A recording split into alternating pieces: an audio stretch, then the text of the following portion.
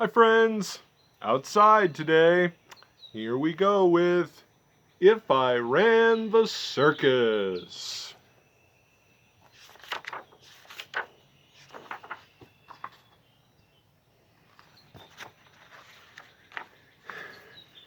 This book is for my dad, Big Ted of Springfield, the finest man I'll ever know.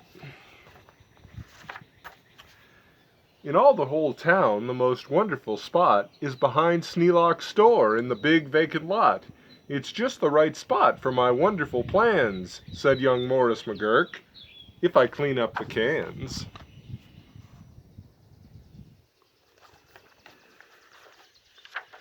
Now a fellow like me, said young Morris McGurk, could get rid of this junk with a half-hour's work.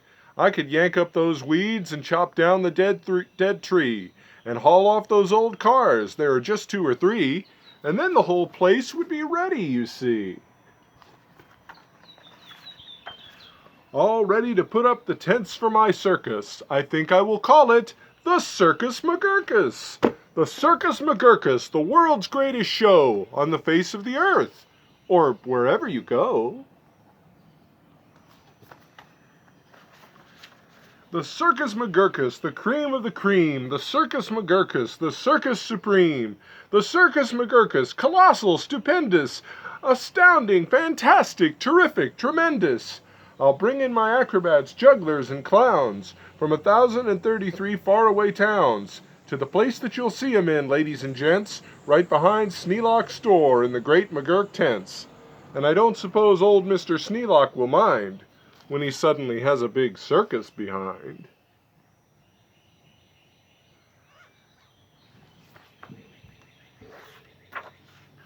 After all, Mr. Sneelock is one of my friends. He might even help out doing small odds and ends.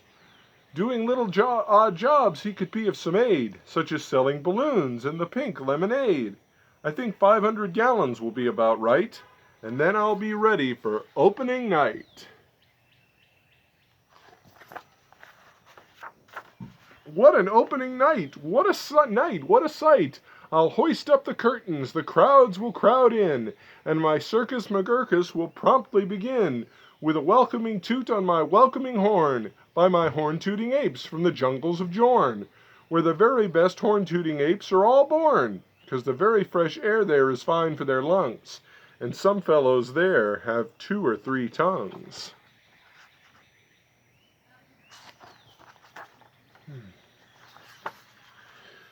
This way, step right in, this way, ladies and gents. My sideshow starts here in the first of my tents. When you see what goes on, you'll say no other circus is half the great circus the Circus McGurkus is. Here on stage 1 from the ocean of Alf is a sight most amazing, a walrus named Rolf, who can stand on 1 whisker, this wonderful Rolf, on the top of 5 balls, 2 for tennis, 3 golf. It's a marvelous trick if I say so myself.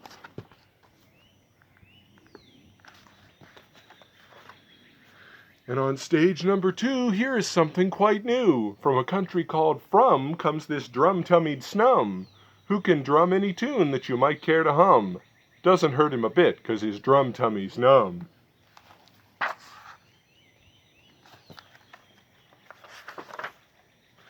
And now you'll meet the Foon, the remarkable Foon, who eats sizzling hot pebbles that fall off the moon. And the reason he likes them red hot, it appears, is he greatly enjoys blowing smoke from his ears. Of course, pebbles like this are quite hard to collect, but Sneelock will manage somehow, I expect. After all, Mr. Sneelock is one of my friends, and I'm sure he'll help out doing small odds and ends. And on stage number 4, see the wily Waloo, who can throw his long tail in as a sort of lasso. With a flip of his hip with the tail of this kind, he can capture whoever is standing behind. He can capture old Sneelock. I'm sure he won't mind.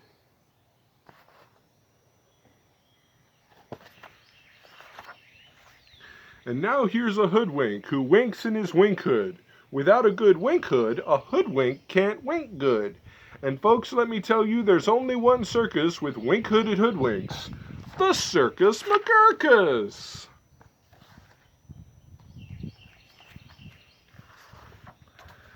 The show of all shows, there's no other showman who shows you a show with a blindfolded bowman.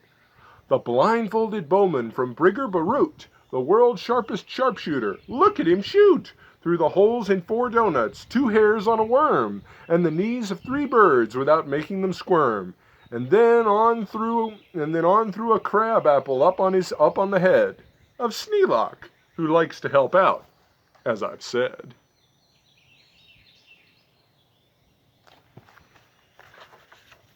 And now come to this spot where the spotlight is hot, and you'll see in the spotlight a juggling jot, who can juggle some stuff you might think he could not, such as 22 question marks, which is a lot, also 44 commas, and also 1 dot. That's the kind of Circus McGurkus I've got.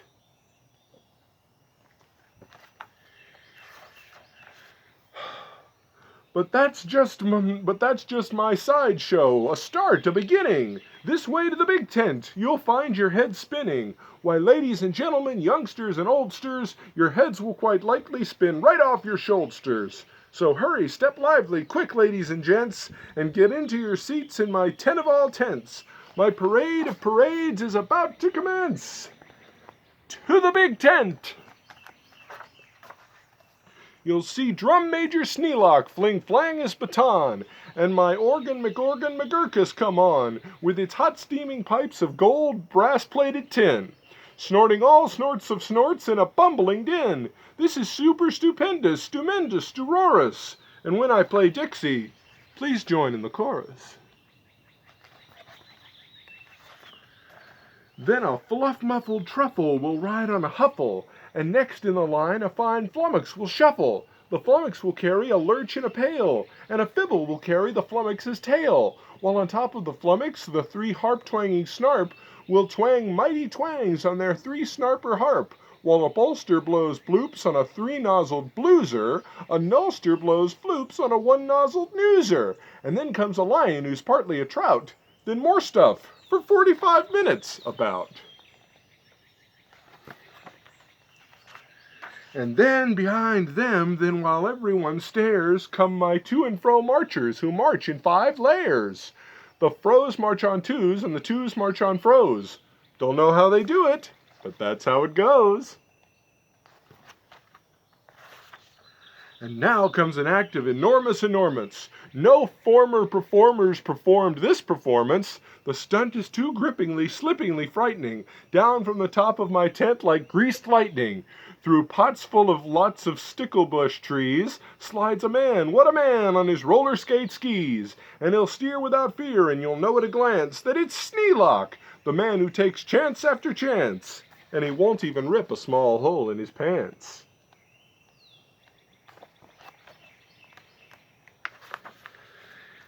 And now here in this cage is the beast most ferocious, who's known far and wide as the spotted atrocious, who growls, howls, and yowls the most blood-curdling sounds, and each tooth in his mouth weighs at least 60 pounds, and he chews up and eats with the greatest of ease things like carpets and sidewalks and people and trees. But the great Colonel Sneelock is just the right kind of a man who can tame him.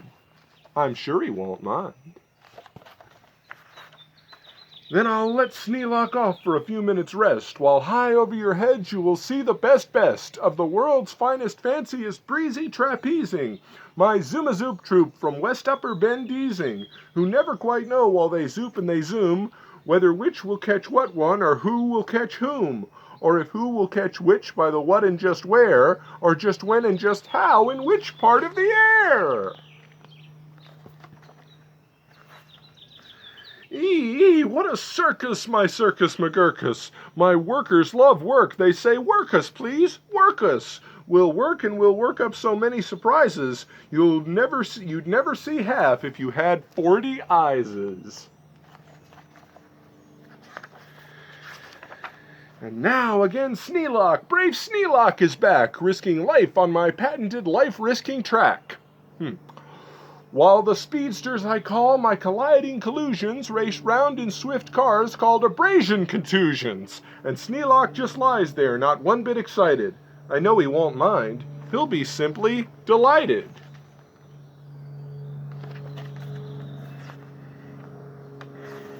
And here, in a contest of brute strength and muscle, Kid Sneelock, my champ of all champs, will now tussle and wrestle a beast called the Grizzly Ghastly, and slap him around, and he'll slam him down fastly, and pin both his shoulders tight flat to the mat. Kid Sneelock will love it, I'm sure about that. And while that goes on there, look at this go on here. Have you ever heard of through horns jumping deer? Every deer jumps through horns of another pell-mell, while his horns are jumped through at the same time as well, by a deer whose horns also are being jumped through, by another who's having his horns jumped through too, which I'm sure Trainer Sneelock can train them to do.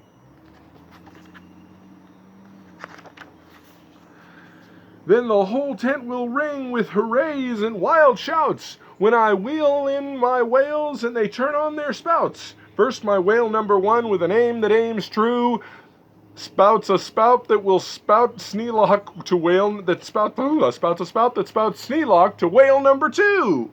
And then whale number two spouts his spout like a gun, and that spout spouts old Sneelock right back to whale one. And then forwards and backwards on spout after spout, my great spout rider Sneelock gets spouted about, just as long as the water they're spouting holds out. Then my tournament knights, noble apes without fears, Sir Hector, Sir Vector, Sir Bops, and Sir Beers, Sir Hawkins, Sir Dawkins, Sir Jocks, and Sir Jeers, clatter into the tent, and while everyone cheers, stage a roustabout jousts with their boxing glove spears. And while all this wild ruckusing goes on below, at the great top of the tent, look, the star of my show, great daredevil Sneelock, the world's bravest type. He comes pulled through the air by 3 Subrian snipe, on a dingus contraption attached to his pipe. And while people below are all turning chalk white, and all biting their fingernails off in their fright, great Sneelock soars up to a terrible height.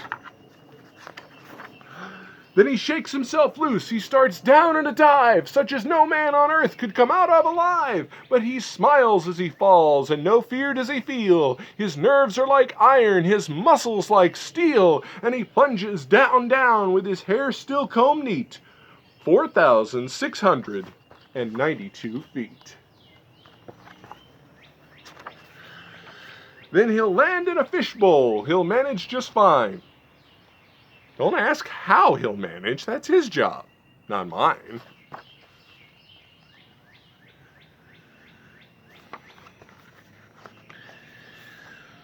Why, he'll be a hero, of course he won't mind, when he finds that he has a big circus behind. Yeah, he's in for quite a surprise, isn't he, friends? All right. Stupendous. Well, thank you for joining outside today. Thank you for joining me outside today. I'll see you next time.